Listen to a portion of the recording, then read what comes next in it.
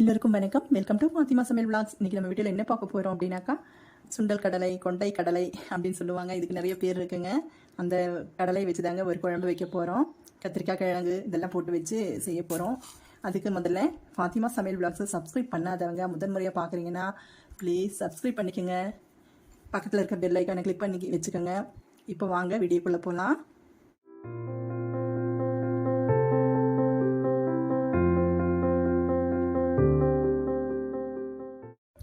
இந்த குழம்பு செய்யறதுக்கு பாருங்க, நான் வந்து ஒரு கப், அதாவது 150 கிராம் இருக்குங்க. இது வந்து நான் நைட்டே ஊற வச்சுட்டேன் மார்னிங் குழம்பு வைக்கிறதுக்காக. இது வந்து ஊற வச்சு வச்சுருக்கேங்க. இது பவுலில் எடுத்து வச்சுருக்கேன். ஒரு கப் இருக்குது. இதை வந்து நம்ம வந்து குக்கரில் வந்து வேக போட்டுக்கலாம்.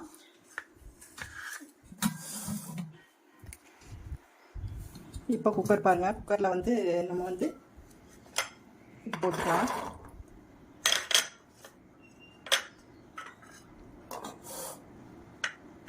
இதை போட்டுட்டு இதில் தேவையான அளவு தண்ணியும் மஞ்சளும் போட்டுக்கலாங்க. பாருங்கள், குக்கரில் போட்டாச்சு. இதில் தண்ணி ஊற்றிக்கலாம். அடுத்தது 1 டீஸ்பூன் மஞ்சள் தூள் போட்டுக்கலாங்க. உப்பெல்லாம் போட வேண்டாங்க. உப்பு போட்டால் சீக்கிரம் வேகாது. உப்பு அப்புறமா போட்டுக்கலாம். பாருங்கள், கேஸ் ஆன் பண்ணியாச்சு. பண்ணிவிட்டு ஒரு மஞ்சளும் தண்ணி மட்டும் தான் போட்டிருக்கேங்க. இதை க்ளோஸ் பண்ணிக்கலாம். க்ளோஸ் பண்ணிவிட்டு ஒவ்வொரு குக்கர் ஒவ்வொரு மாதிரி வேகுங்க. ஒவ்வொன்றும் பார்த்தீங்கன்னா சீக்கிரமாக வெந்துடும், ஒவ்வொன்றும் லேட் ஆகும். அது வந்து உங்களுக்கு தேவையான அளவு நீங்கள் வந்து வேக வச்சுக்கோங்க. எனக்கு வந்து ஒரு 2 இது ஆக்சுவலி பார்த்தீங்கன்னா இது புது குக்கர், இன்றைக்கி தான் நான் வைக்கிறேன். இது எப்படின்னு தெரியல. ஒரு 2 விசில் விட்டு எடுத்துக்கலாம். அப்புறம் எப்படி எந்த அளவுக்கு இருக்குன்னு பார்க்கலாம். ஏன்னா காயும் போட போகிறோம். ஆனால் காய் போட்டு நான் குக்கரில் வைக்க போகிறது இல்லைங்க, குழஞ்சிரும் காயெல்லாம். அதனால் வந்து நான் சட்டியில் தான் வைக்க போகிறேன். மண் சட்டியில் தான் வைக்குவேன் குழம்பு. இது வேக வைக்கிறதுக்கு மட்டும் தான் நான் குக்கர் எடுத்திருக்கேன். இப்போ வந்து வெயிட் போட்டுக்கலாம்.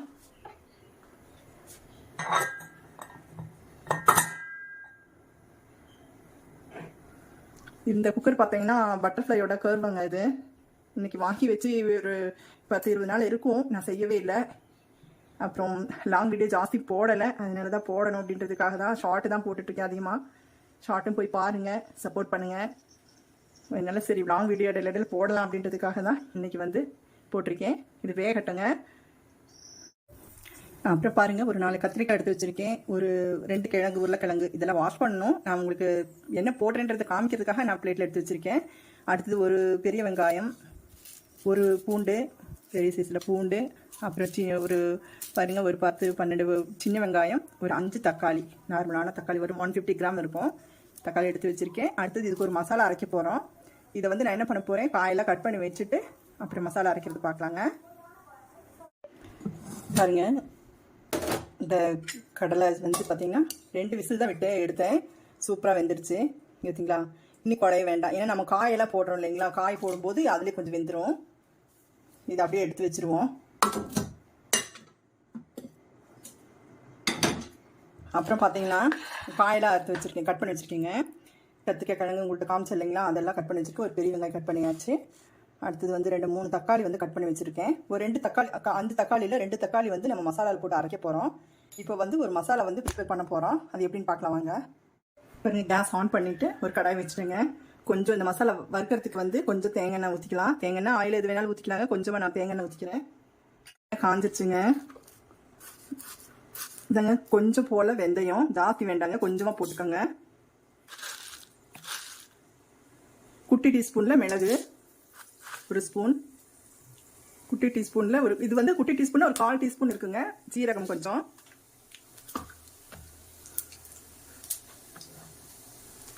அடுத்தது பாருங்க, 5-6 பல் வெங்காயம், சின்ன வெங்காயம்.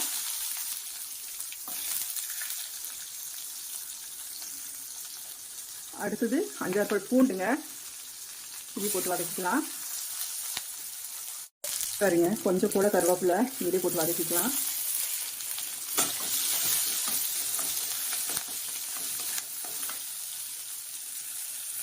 அடுத்தது 2 தக்காளிங்க, இது போட்டுக்கலாம்.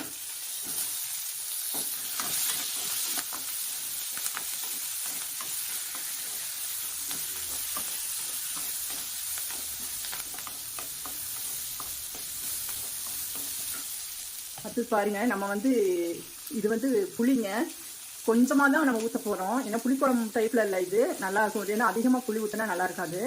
அதனால கொஞ்சமாக புளி கரைக்கிறதுக்கு கஷ்டமாக இருக்கும் அப்படின்னா நீங்கள் வந்து இதில் வந்து என்ன பண்ணுறீங்க பாருங்கள், ஒரு சின்ன கோழி குண்டு அளவுக்கு புளி வந்து இது வாஷ் பண்ணி வச்சுருக்கேன். இதை இது கூடயே போட்டு அரைச்சிக்கலாம். ஏன்னா இதுக்குன்னு தனியாக ஊற்றி காய்ச்சி வைக்கணும்னு அவசியம் இல்லை. ஸ்பூன் வந்து பார்த்தீங்கன்னா இது பாருங்க, சரிதான் தெரியல பாருங்கள், 1 டீஸ்பூன் வந்து மிளகாய்த்தூள் போட்டுக்கிறேங்க. இது கூடயே பாருங்கள், ஃபுல்லாக 1 டீஸ்பூன் மிளகாய்த்தூள். இது வதக்கிக்கலாம்.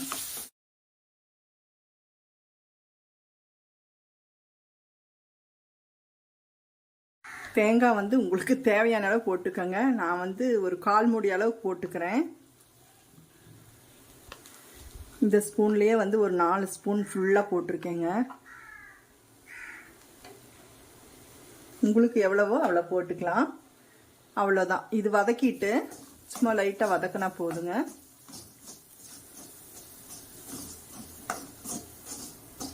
அவ்வளோதான், வறுபட்டுருச்சு.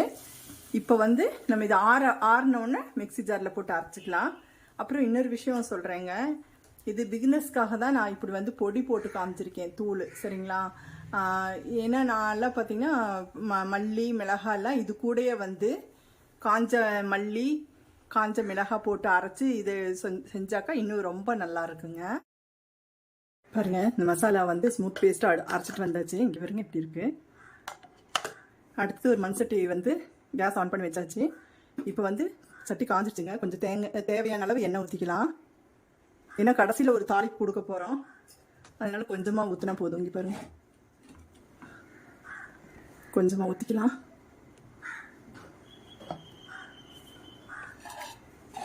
காஞ்சிருச்சு.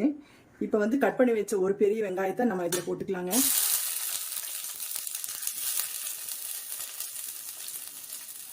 அடுத்து தக்காளி போட்டுக்கலாம். இதுங்க இந்த அளவுக்கு வதங்கி இருக்கு. அடுத்து 3 தக்காளி கட் பண்ணது இங்கே போட்டு வதக்கிக்குவோம்.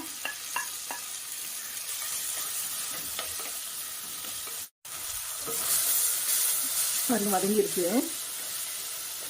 இப்போ வந்து இந்த ஸ்டேஜில் வந்து நம்ம வந்து வெட்டி வச்ச காய்கறி போட்டுக்கலாம். கத்திரிக்காய், கிழங்கு போட்டு வதக்கிக்கலாம்.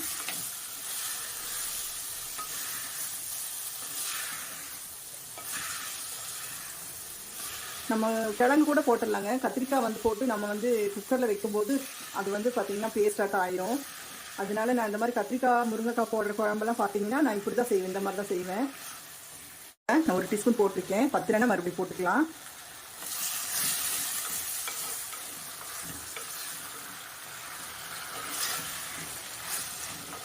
போட்டு வதக்கிட்டு இதுக்கு அடுத்தது நம்ம வந்து அரைச்ச மசாலா இருக்கு இல்லைங்களா, அதையும் வந்து நம்ம போட்டுக்கலாம்.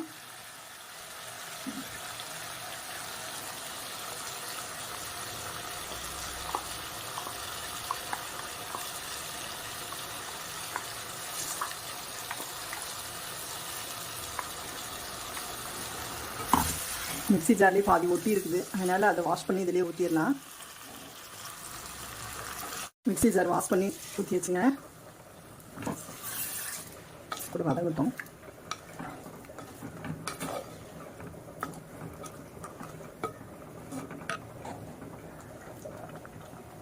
இந்த ஸ்டேஜில் நம்ம வந்து கடலை வெந்திருக்கு இல்லைங்களா, கடலையோட பாருங்க நல்லா வெந்திருக்குது. இருந்தாலும் நீங்கள் இதோட போடும்போது நல்லா குழஞ்சு வேகாதுங்க. நம்ம எடுத்து சாப்பிட்ற மாதிரி தான் இருக்கும். ஏன்னா எடுத்து சாப்பிட்ற மாதிரி இருக்கணும், அப்போ தான் நல்லாயிருக்கும். இப்போ என்ன பண்ணலாம் அப்படின்னா, இந்த குக்கரில் வந்து இதை தூக்கி அப்படியே ஊற்றிக்கலாங்க. சூடாக இருக்குது. இந்த கடலையோடவே தண்ணியோட அப்படி ஊற்றிடலாம்.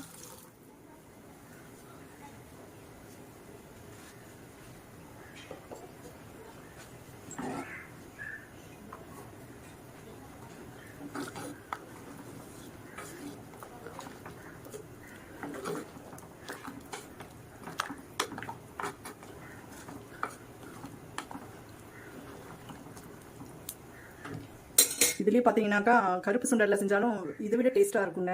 எங்கிட்ட கருப்பு சுண்டல் வந்து தீர்ந்து போச்சு, அதனால வெள்ளை சுண்டல் தான் இருந்துச்சு. அதனால வெள்ளை சுண்டல் ஊற வச்சு இப்போ செஞ்சாச்சு. இது நல்ல டேஸ்ட்டாக இருக்குங்க. இது ஆக்சுவலி வந்து சன்னா மசாலா பண்ணுறதுக்கு அதிகமாக வந்து இந்த வெள்ளை சுண்டல் யூஸ் பண்ணுவாங்க. இப்போ வந்து நம்ம இந்த ஸ்டேஜில் என்ன பண்ணலாம் அப்படின்னா, நம்ம உப்பு செக் பண்ணிக்குவோம்.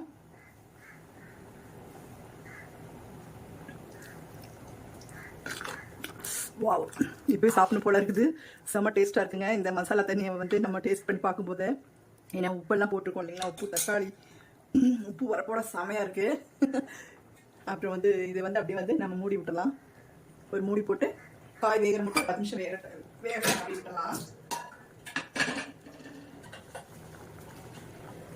மூடி போட்டுடலாம். அப்படியே 10 நிமிஷம் ஆயிடுச்சுங்க. குழம்பு ஓப்பன் பண்ணி பார்ப்போம் என்ன வெந்திருக்கா அப்படின்னு.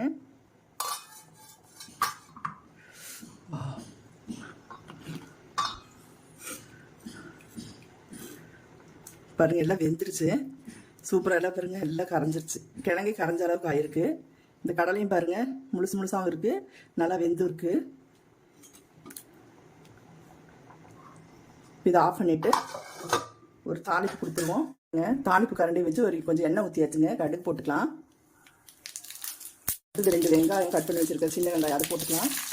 அடுத்தது வந்து ஒரு துண்டு பெருங்காயங்க, இதையும் போட்டுக்கலாம். அடுத்தது கொஞ்சமாக கருவேப்பிலை. வெரி டேஸ்டியாக ஒரு கொண்டைக்கடலை சுண்டைக்கடலை குழம்பு வச்சாச்சுங்க. கத்திரிக்காய் கிழங்கு போட்டு வச்சு இது பார்த்தீங்கன்னாக்கா ஒயிட் ரைஸுக்கு நல்லாயிருக்கும். அப்புறம் வந்து இட்லி தோசைக்கும் நல்லாயிருக்கும், சப்பாத்திக்கு ரொம்ப ரொம்ப நல்லாயிருக்குங்க இது. அப்புறம் இன்னொரு விஷயம் வந்து இது வந்து கொழாப்புட்டு செய்வாங்க. கேரளாக்காரங்க வந்து பார்த்திங்கனாக்கா கொழாப்புட்டுக்கு செய்வாங்க. சென்னா மசாலா அப்படின்னலாம் சொல்லுவாங்க. இந்த கடலை குழம்பு சென்னா மசாலா வேறு, அது வந்து திக்காக இருக்கும். சாரி, இது வந்து கடலை குழம்புங்க. இது வந்து கொழாப்புட்டுக்கும் நல்லா இருக்குங்க.